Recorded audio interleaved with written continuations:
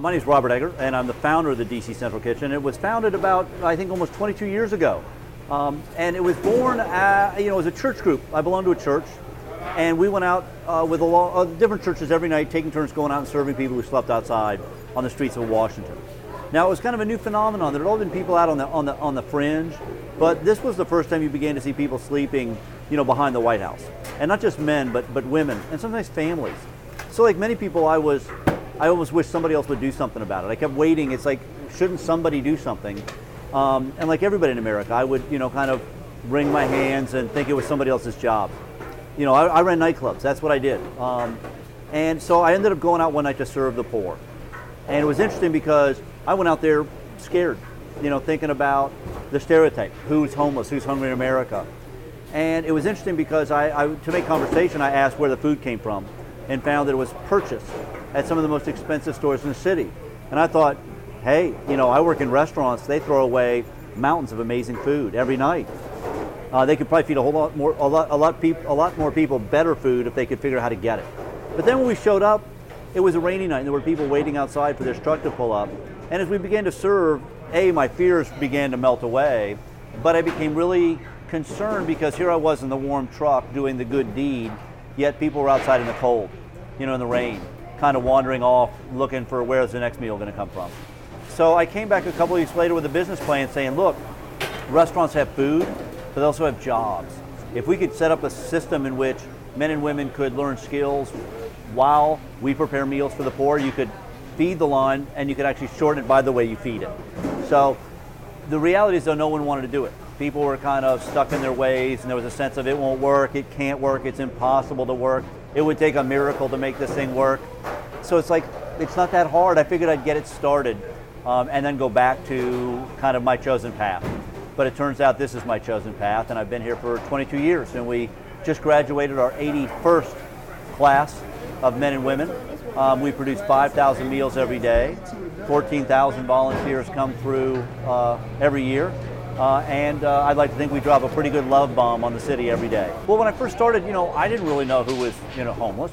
And I had a preconceived idea of who I would train. And we started the kitchen, it was a lot of men and women with alcohol and substance abuse backgrounds, heroin primarily. Then came crack cocaine, which was like just a wave of pain through the city. Then welfare reform in the 1990s, and women who oftentimes no educational background, no job history. Now it's mostly felons. And in fact, it's funny because people have asked before whether this is a faith-based organization, and I'll say, yeah, we have faith in people. And that's what we do every day. It's this interesting experiment because, again, 5,000 meals, 14,000 volunteers, 4 classes a year of men and women, about 20 per class. And together, that's the glory of the kitchen. It's this sense of we're taking food that would have been thrown away. People are society undervalued. Volunteers who wanted to be part of something powerful.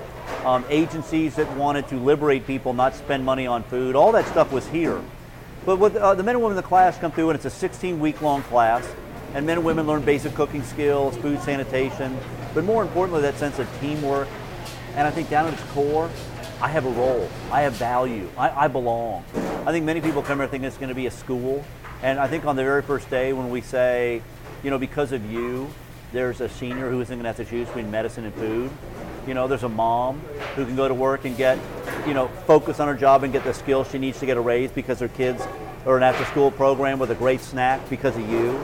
And I think for a lot of the students, there's this sense of like, I thought this was a cooking school. I didn't, and by usually day 3, day 4, you get this sense of camaraderie and belonging and the sense of like, I am somebody. I'm not a felon anymore. That's in my past. I've got a new future. And that's an amazing thing to watch because, in effect, there's a lot of prodigal children in America. And you would think when you look at the kitchen that the prodigal children are the men and women coming back from prison. And that's true. But many people on the staff are prodigal children themselves. A lot of us have come from addiction backgrounds or backgrounds in which the kitchen serves us as much as it serves the students. In fact, that, I think, if there's any miracle here, it's this idea that everyone's served. Unlike the traditional nonprofit, which oftentimes, I think, understandably but incorrectly focuses on the redemption of the giver versus the liberation of the receiver. Our model is everybody is liberated. A good nonprofit reveals, the miracle of each person. That everyone has a skill, everyone has something to contribute. And that's what I think we do in ACES every day of the week. You know, over the course of our 22 years, we've graduated 81 classes. And these are real people. I mean, it's like 800 men and women who oftentimes felt like, you know, there was no way, there was no future. And it's been interesting to watch those men and women kind of open up. And so many amazing stories. In fact, one of my favorite partners now, Carolyn Parham, who's our volunteer coordinator, when she came here, her mother was in prison. She really didn't know her father. Her brother was in prison. Her kids were in foster care, and she had just coming off crack addiction. And here it is, fast forward 5 years, and her daughter just went to college. They have their own apartment. Carolyn is a proud professional and a dynamic part of our team. But again, all over this city, there's men and women who are now working in restaurants or hotels or caterers, some opening their own business. And frankly, some don't work in food service, but they went through this doorway that says, in effect, I can do something.